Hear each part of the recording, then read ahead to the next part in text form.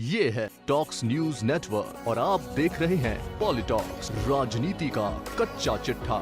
राजस्थान में हो रहे अवैध खनन को लेकर सांगोद से कांग्रेस विधायक भरत सिंह कुंदनपुर ने अपनी ही सरकार पर शुक्रवार को पत्र लिख निशाना साधा था और आत्मदाह की धमकी भी दी थी। यही नहीं, विधायक कुंदनपुर ने मुख्यमंत्री अशोक गहलोत को लिखे अपने पत्र में प्रदेश सरकार में खनन मंत्री प्रमोद जैन भाया पर भी जमकर निशाना साधा था। कुंदनपुर के इस पत्र का जवाब भी अब पत्र के जरिए ही आया है। प्रदेश सरकार में खनन मंत्री प्रमोद जैन भाया ने एक प्रेस नोट जारी करते हुए कहा कि बहस का विषय यह नहीं है कि हमारी पार्टी के सीनियर सांगोद विधायक भरत सिंह जी द्वारा मुझ पर आरोप लगाए गए। वह तो हमारी पार्टी के वरिष्ठ नेता है, जिनकी बात या आपत्ति का बुरा नहीं मानना मैंने सीख लिया है। यही नहीं, उन्होंने अपना रुख साफ करते हुए लिखा कि उनके कार्यकाल में अवैध खनन बढ़ा नहीं बल्कि रुका है और यही कारण है कि न केवल राज्य सरकार की राजस्व में बढ़ोतरी हुई है बल्कि केंद्र सरकार ने भी उन्हें बुलाकर सम्मान दिया है। आपको बता दें, भरतपुर जिले के टिंग क्षेत्र में आदि बद्री धाम और कंच काचल में हो रही अवैध खनन के विरोध में एक संत ने आत्मदाह का प्रयास किया। गंभीर रूप से झुलसे संत का दिल्ली के सफदरगंज में इलाज चल रहा था, लेकिन शनिवार सुबह 2 बजे उनका निधन हो गया। वहीं संत द्वारा अवैध खनन को रोकने के लिए किए गए आत्मदाह को लेकर सांगोद विधायक भरत सिंह कुंदनपुर ने सीएम गहलोत के नाम पत्र लिख अवैध खनन पर उचित कार्रवाई की मांग की थी। कुंदनपुर ने अपने पत्र में लिखा था कि प्रदेश में अवैध खनन को रोकने का एकमात्र मार्ग अगर भरतपुर के साधुवाला मार्ग ही है तो मुझे इस कारगर मार्ग पर चलकर आप तक बात पहुंचानी पड़े तो कृपया इंतजार करें। यही नहीं, उन्होंने पत्र के जरिए ही खनन मंत्री प्रमोद जैन भाया पर भी जमकर निशाना साधा। उन्होंने कहा कि हाड़ौती की एक कहावत है, काख में चोरा गांव में ढिंडोरा। प्रदेश का सबसे बड़ा खनन माफिया तो प्रदेश का खनिज मंत्री ही है। सांगोद विधायक के आरोपों पर अब प्रमोद जैन भाया की भी प्रतिक्रिया सामने आई है।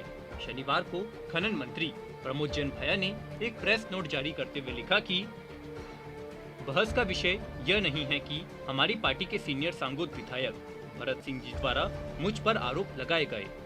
वह तो हमारी पार्टी के वरिष्ठ नेता है, जिनकी बात या आपत्ति का बुरा नहीं मानना सीख लिया।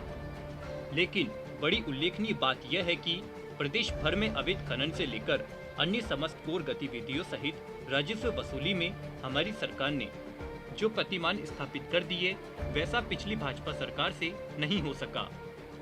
और तभी तो भारत सरकार ने हमारे खनिज विभाग को राष्ट्रीय पुरस्कार से नवाजा, जिससे हमारे लोकप्रिय मुख्यमंत्री को मिल रही अनुमोदना तथा बधाइयों से विपक्ष बौखला गया।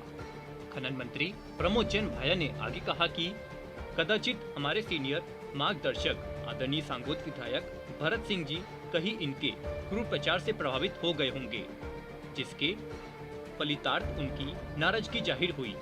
हकीकत यह है कि मेरे मंत्री कार्यकाल में अवैध खनन के विरुद्ध प्रभावी कार्रवाई की गई।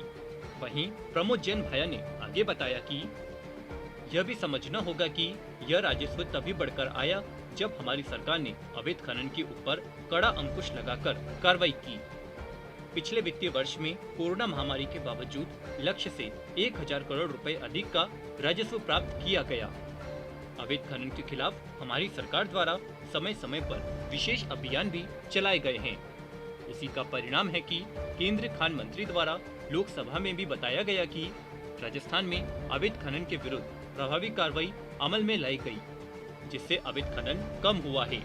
इसलिए केंद्र सरकार द्वारा राजस्थान के खान विभाग की गत 3 वर्षों की उपलब्धियों को स्वीकार करते हुए खुली नीलामी के माध्यम से नए खनन पट्टे आवंटन व खनन राजस्व के क्षेत्र में पूरे देश में दूसरा स्थान प्राप्त करने पर मात्र 10 दिन पहले ही 13 जुलाई को दिल्ली बुलाकर खान विभाग राजस्थान में मुझे सम्मानित किया गया।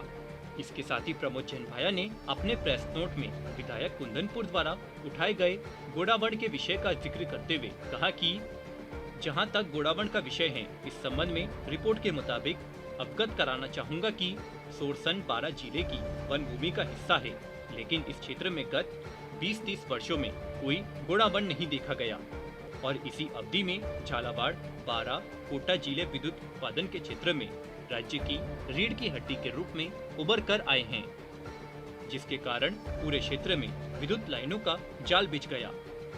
बिजली लाइन का यह घनघोर नेटवर्क गोड़ावंड के लिए मौत व असमय दुर्घटना का सीधा संदेश है। इस क्षेत्र में गोड़ावंड के विकास का कोई भी प्रयत्न बारा के विकास को अवरुद्ध करने जैसा होगा।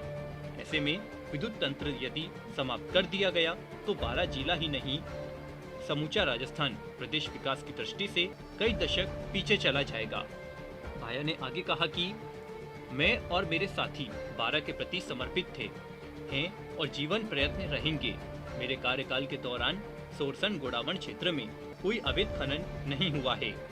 मैं कांग्रेस पार्टी के प्रति सदैव समर्पित रहा हूं और मैं इस पार्टी को अपनी मां मानता हूं तथा इस दृष्टि से पार्टी में मेरे जितने भी वरिष्ठ कांग्रेस जन हैं, मन से सम्मान करता हूं और करता रहूंगा। उनके द्वारा जो विचार व्यक्त किए गए वे उनके व्यक्तिगत विचार है।